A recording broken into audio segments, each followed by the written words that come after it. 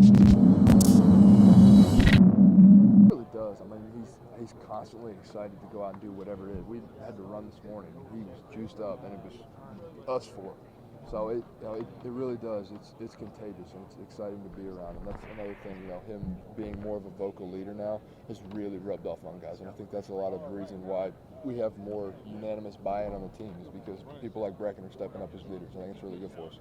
Now, with everything that you've been through, being able to get back on the field now, how exciting is that? It is exciting. I'm just ready to hit somebody that's not in orange and white. Spring was fun to be able to run around and remind myself I know how to play football, but I'm excited to get through fall camp and then get back to the season, that's for sure. How would you describe that journey that you've been on to get back here?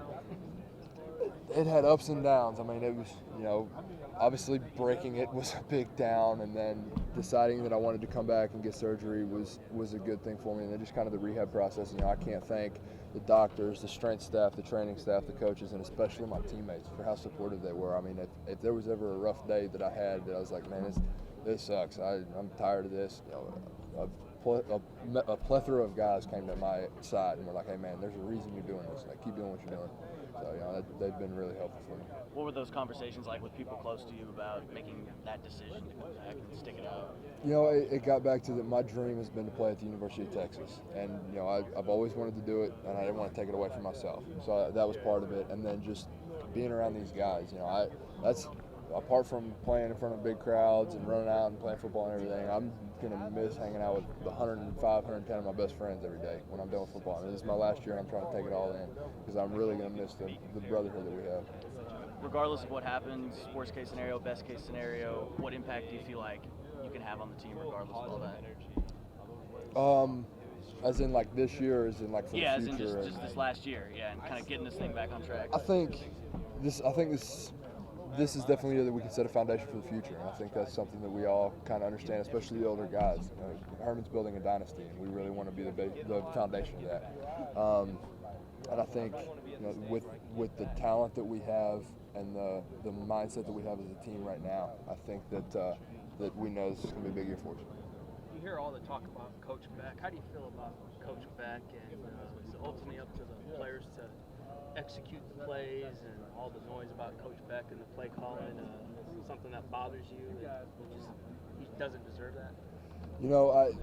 Anything that goes on upstairs is well above my pay grade. I can tell you that for sure. But, at the end of the day, I have all the confidence in the world in whoever's calling plays, whoever that may be. And, at the end of the day, we got to keep in-house business in-house, and we just kind of try to avoid the noise that's going on outside. Do you think his offense with Herb in is ideal for you guys and fits y'all's skills and abilities to go out and score a lot of points?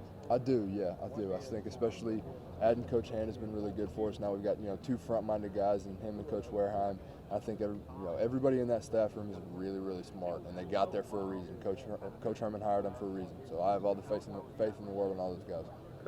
Coach Herman kind of started his press conference earlier by rattling off some weight room numbers, just in terms of where the program is at. I'm kind of curious, how different is that actually compared to maybe a year or two ago when the staff arrived? It's significantly different.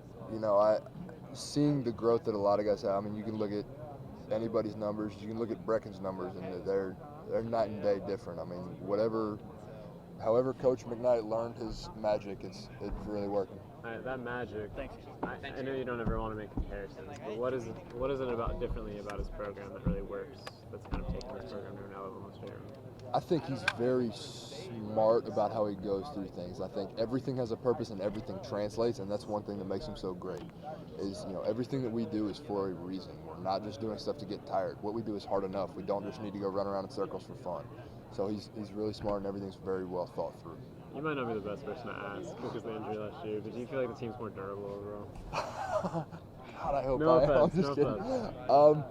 I do, and I think a lot of that gets back to the strength staff. I think they've gotten really good at monitoring closely what we do. So I think that's going to help us out a lot, and I think we're in better shape now to be more durable. So I'm excited to see.